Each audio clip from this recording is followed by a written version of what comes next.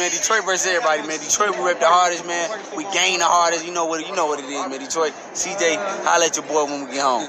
Don't forget to check out our sponsor, The Health Blaze, at thehealthblaze.com. 100% all natural products from lotions, soaps, foot soaks, bath bombs, and much, much more. Use the promo code Goodfella1Boxing. Tell them your boy CJ Goodfella sent you. Get 18% off. We out. All right, we're going to talk about Canelo pound for pound list. We're also going to talk about what Sugar Hill advised him to do for the fight. But first, we're going to talk about basically everybody knowing Billy Joe doesn't have a chance to win on decision. So let's get there first. And I want to go to this Paul Malignaggi article they did on Boxing News 24. Malignaggi, Saunders can't win a decision against Canelo, and we all know it. You know, we all know it, and that's what I kind of like about Paul. You might not like what he say, but he gonna be honest. Paul Malignaggi, whatever. Paul Malignaggi says Canelo versus Billy Joe Saunders is a 50-50 fight, but he doesn't think Billy Joe can win a decision. Malignaggi insists that Saunders will be getting robbed in this fight. Paul Malignaggi, whatever Saunders does, he's going to get robbed, said Paul. It's a good fight, Saunders and Canelo. Saunders can win that fight in our minds, but he can lose. He can also lose it. It's a 50-50 fight. He can win the fight in our minds, but I don't think he'll win on the scorecards, said Paul Malignaggi. You know, and everybody know that, and that's kind of, they want to Canelo. They want to act like his fans, and you know what? He got a lot of black fans in the sport of boxing. You know what I'm saying? The fighters. And you know, one thing I noticed, the only one that speak up about it is Billy Joe. Even Jamal Charlo, he don't go into savage modes like Lara did. Lara pulled up on him at his press conference and basically disrespected him, made him fight. These dudes don't really want to fight Canelo right now. If he did, why didn't Jamal do the same thing that at the same time his stablemate did?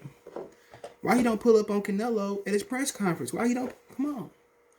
And then it's not even with him. It's not like, you know, he blowing fire. He blow fire, you know, at David Benavidez, Demetrius Andrade. But the same energy ain't there with Canelo. He don't want to fight Canelo right now. I'll tell you that right now. You know, Canelo, a great fighter. He Lloyd, Devontae Davis. You know, like I said before, man, a lot of people love Canelo in the sport of boxing, and it just make it seem like, as fans, it just make it seem like, you know, we hate. But it's not all these stipulations. Imagine if Bud put all these stipulations. You know, Earl put all these stipulations. I was talking to Bernie, and Bernie, you know, Bernie loves Canelo. Me and Adonis on Lion Killer Podcast, we had a different opinion. You know, it's to the point, you know, to the point where we know what it is. But everybody want to act like it's taboo to say it. You motherfucker ain't got no chance. So I fucking respect Paulie. Might not like what he always say. Motherfucker ain't got no chance. We know he ain't got no chance. And when I read what Sugar Hill said, you'll realize that he ain't got no chance. We all know it. If he win, he lose. If he go out there trying to knock Canelo out, he gonna lose. And I'm not even talking about Canelo fans, because fans, you know, we Earl Spence fans gonna go for their guy. But we talking about people on the outside. We already know what's the outcome for Billy Joe Saunders. Not positive. Who's the best? Ain't no best. Nah, it's clear. But we already know what it is. You know, he's invincible to beat. It's like Chavez and Mildred Taylor fighting a Pernell fight. They doing the same thing. The only difference is the black man was behind Chavez, Don King. You know, Billy Joe probably know he can't win. And that's sad that we got fights that's fixed and everybody know it's fixed, but it's accepted. And the fighters lie and he's talking about, well, you know, Canelo have improved versus Floyd. No, the fuck he ain't improved. Not like they making it seem. The only improvement he made that was against Lara was throwing a hook where Lara was sliding out the same way. Where Lara, you know, when he feigned Lara and Lara moved off the spot, Lara moved, I think, to his left. Or to his right, whatever. I think he moved to his left, right into Canelo hook, or it was to the right, whatever it was. That's the only adjustment he made. You know what I'm saying? How can I say he made a big adjustment when he lost to Lara? A lot of people opinion I had to do the draw. When he really lost to Lara. How can I say he made an adjustment? He lost another fight versus the same fight. He hasn't improved. If he did, he'd fight the Demetrius Andrade to the road, no problem. He hasn't fought that fighter. You know, remember he was supposed to fight Billy Joe years ago? And there you go, man. Say we already fought that style. I'll bring that article up. Let me see if I can pull it up. Let me pull it up.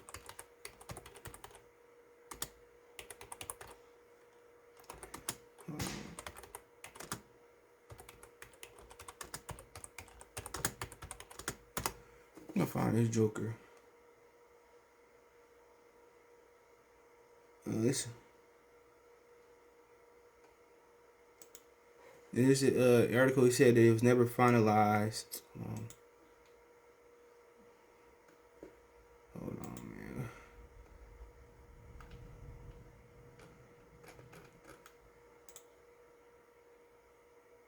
man. I can't find it. It was years ago. This shit was years ago. Let me see if I can find Eric Gomez. I find Eric Gomez.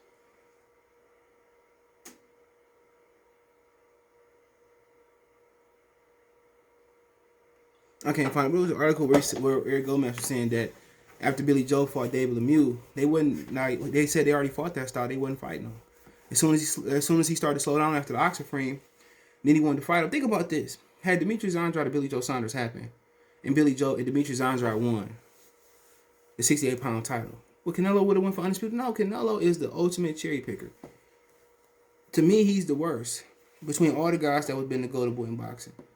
Sugar Ray Leonard, Oscar De La Hoya, Floyd Mayweather, because he dictated everything. He's the worst. You know, he's the worst, and it's sad that people don't want to accept this, but you know, it is what it is. I'm mad I couldn't find an article though. But let's go to Sugar Hill.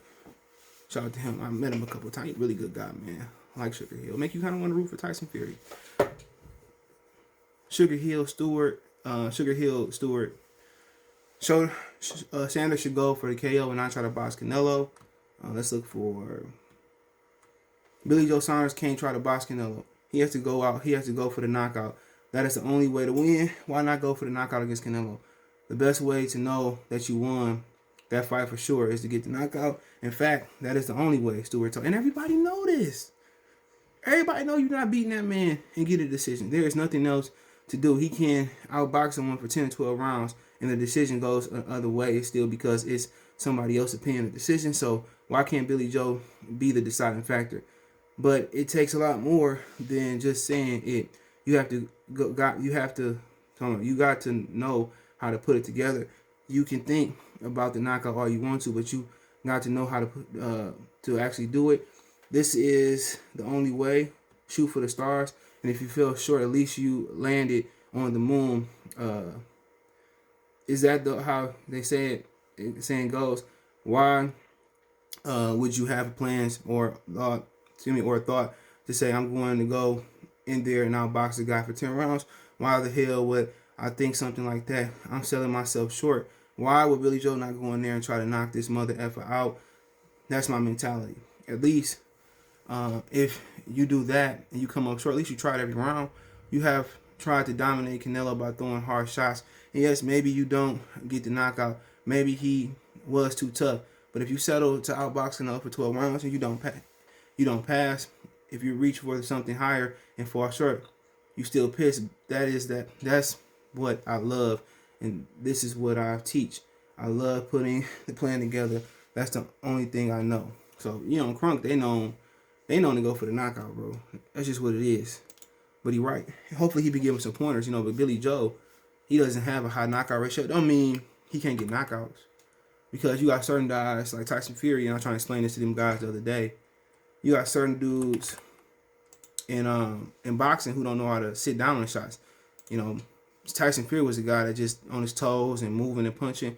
Once he learned to sit down, he started to get leverage on the shots. And Billy Joe, 46% knockout ratio, 30 fights, 14 KOs. He never lost. Didn't KO Martin Murray. That's something that's, to me, if you ain't taught it early on, it's hard to for people to get the eye of the tiger. It's hard.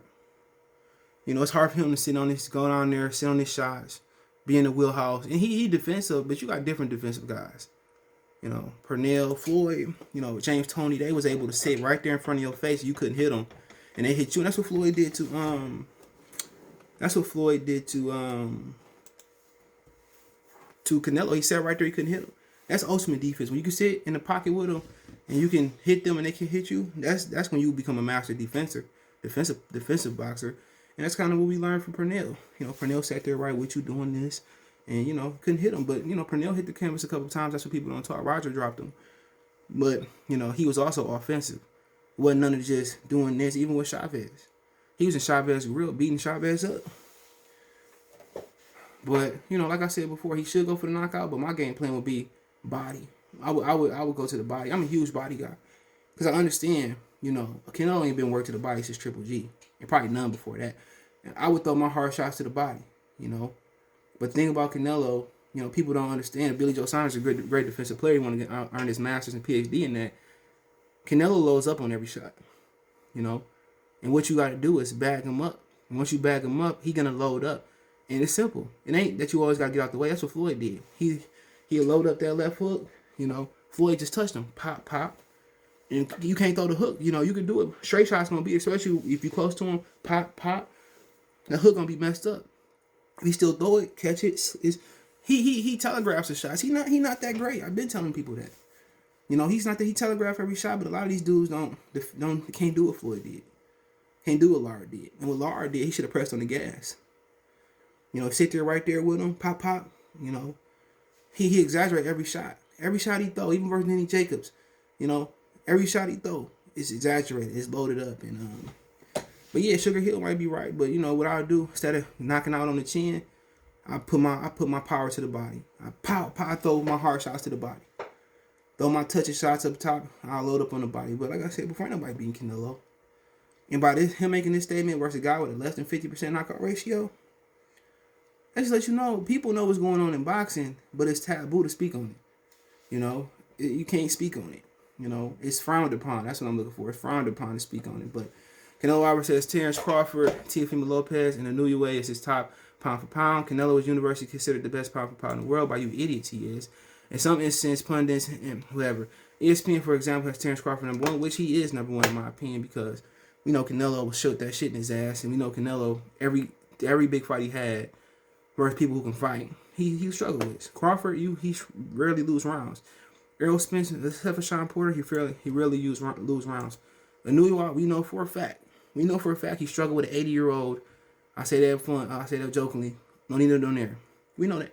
So him struggling with old ass Donaire, how can you say better than Crawford? Just talking about people putting him number one. Teofimo Lopez, I felt that he didn't even beat Lomachenko. I felt Lomachenko beat himself. I think I had a draw. But he said Terence Crawford, Teofimo Lopez, and Inoue. Hard for me to pick. Told Alvarez to box in the interview. I enjoy watching Tank Davis, Ryan Garcia, Vasily Lomachenko, and Lopez. It's very important for me fighting on He's talking about Cito de Mayo. But you know, to be honest, out of the guys that he listed, be honest, I can't pick one I don't like watching. Now, people will talk about Lomachenko, but you know, Lomachenko is an offensive. How many more Lomachenko fights you seen? Lomachenko is a pressure fighter.